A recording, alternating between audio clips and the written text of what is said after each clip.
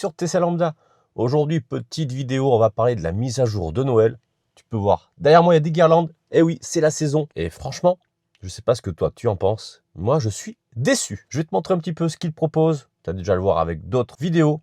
Et franchement, c'est pas folichon. En tout cas pour nous, les Français. Voilà un petit peu. J'ai ouvert évidemment. Donc Tesla déploie sa mise à jour Holiday 2025. Et ce que l'on peut voir, Grok, navigation, nouveauté fun, mais toujours pas de CarPlay. Beaucoup attendent le CarPlay, beaucoup attendent Grok, mais apparemment, c'est pas pour nous les Français. Donc tu vois déjà, ça réduit un petit peu le truc. Grok, donc pas pour nous, mais voilà, prendre la main sur les destinations. Donc du coup, on va pouvoir parler à Grok, en tout cas chez eux. Peut-être que ça va arriver en France, certainement. Et au moins, voilà, il va nous dire où aller, il va utiliser lui-même le GPS. Voilà un petit peu la carte des superchargeurs. Donc ça, c'est pas mal, tu vois. Parce que quand tu vas arriver, ils vont te montrer en 3D un petit peu par où il faut aller et où est-ce qu'il y aura des places de disponibles. Ça peut être intéressant sur les gros superchargeurs, car ça m'est déjà arrivé sur Paris. Pour trouver, c'est pas forcément évident quand tu viens de la campagne, tu vois. Itinéraire covoiturage intelligent. La navigation peut désormais choisir automatiquement les voies à chauffer, donc véhicules occupés par plusieurs personnes, en fonction des règles locales, de l'heure et du nombre d'occupants. L'activation reste manuelle dans les réglages, mais le comportement devient automatique en fonction des critères d'éligibilité. Donc ça peut être pas mal pour les grandes villes, comme ça au moins on est tranquille, ça se fait facilement. Limiter la charge selon le lieu. Moi personnellement, ouais, bof.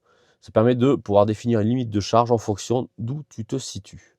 Donc la dashcam, voilà, comme je le disais, elle va pouvoir afficher toutes les données, donc vitesse, angle du volant, pression sur les pédales, état FSD, de quoi lever les doutes sur l'usage ou non de l'autopilote. Donc c'est pas con, si jamais il y a un accident, ça permet de pouvoir te dépatouiller, tu as ce qu'il faut comme données, tu vois, tu auras les km/h, etc., etc. Hop, descendant. Alerte téléphone oublié, grâce à l'UWB, c'est Ultra Wideband, donc tous les téléphones ne l'ont pas, à part les haut de gamme récents. Ça va permettre en fait que si tu poses ton téléphone sur le chargeur induction, attention, sur le chargeur induction, pas en MagSafe, et bien si tu sors de la voiture, que tu l'oublies, sachant que c'est une clé, et bien la voiture va te prévenir en klaxonnant, ou je crois, de ce que j'ai compris. Après, voilà, on va pouvoir faire des selfies, cool, avec la caméra de la Tesla. Donc bon, ouais, voilà, c'est un peu gadget. Je pense que je vais m'en servir la première fois pour voir ce que ça donne, mais c'est pas quelque chose que tu vas utiliser très régulièrement, ça c'est sûr. Après, il y a une nouvelle chorégraphie lumineuse, Jingle Rush. On verra ce que ça va faire. Les jeux de lumière, bon, c'est cool. Moi, je trouve ça sympa. De temps en temps, évidemment, tu t'amuses pas à faire ça tous les jours. Le Père Noël en a qui Optimus en Père Noël. Regardez-les s'il n'est pas beau. On aura Optimus. On aura, alors pour les voitures, à partir de 2025, les Juniper, pas comme la mienne qui est de 2024, les jeux de lumière avec les LED aussi qui vont se modifier. Donc, comme je disais, voilà, après le Cybertruck, on a la possibilité de modifier le covering de sa voiture et de télécharger sa clé USB et l'installer sur la voiture. C'est pas mal quand tu changes toi-même la couleur. On a en jeu le simulateur d'amarrage ISS de SpaceX réservé aux véhicules AMD. Ah oui, donc l'Intel, c'est mort. Bon, c'est pas bien grave, hein, vous inquiétez pas. Bénéficier d'un éclairage intérieur synchronisé. Bon, ben moi, ça marchera pas. C'est juste une LED qui a été rajoutée. En version arc-en-ciel, accessible aux véhicules équipés d'éclairage ambiant. Donc ouais, bon, ok. Dog mode, ça voilà, ça c'est pas mal. Bon, j'ai plus de chien, mais sur iOS pour l'instant, le dog mode devient live activity, envoyant des photos régulières de l'habitacle, la température et le niveau de batterie et les conditions extérieures. De quoi garder un œil, comme ils disent, sur votre compagnon depuis l'écran verrouillé. Donc ça vous permet d'avoir un petit icône sur l'iPhone sans forcément ouvrir l'application. Et ça, tu vois, c'est quand même plutôt cool. Donc toujours pas de CarPlay, c'est un peu dommage, beaucoup l'attendent.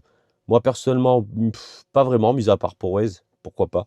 Parce que c'est tellement bien fichu que réellement le CarPlay, je n'en vois pas trop utilité.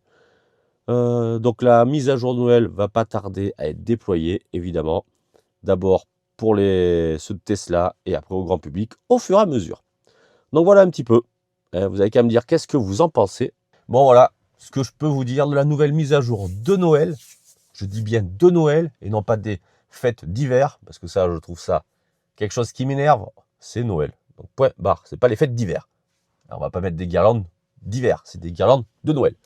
Ouais, dites-moi ce que vous en pensez. Oh, moi, je suis assez déçu, mais putain, la France, quand est-ce que l'on va se réveiller, avancer, il faut arrêter d'être vivre dans le vieux, dans le passé.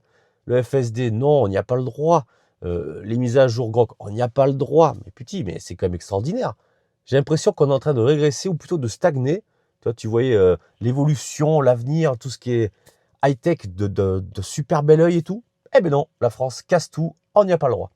Alors que les véhicules, Tesla, entre autres, parce que c'est quand même eux, je trouve, en tout cas aux États-Unis, ils ont le potentiel, ça pousse les fonctionnalités de la voiture au maximum. En France, nous, on est bridés, donc c'est un petit peu dommage quand même. Allez, bien voilà, dites-moi en commentaire pour vous, est-ce que vous trouvez cette mise à jour bien ou pas, et quel point vous allez apprécier sur cette nouvelle mise à jour. Moi, dans l'état actuel, des choses, le jeu de lumière, peut-être, pour le faire une fois, ça va être simplement ça que je vais apprécier, c'est quand même malheureux.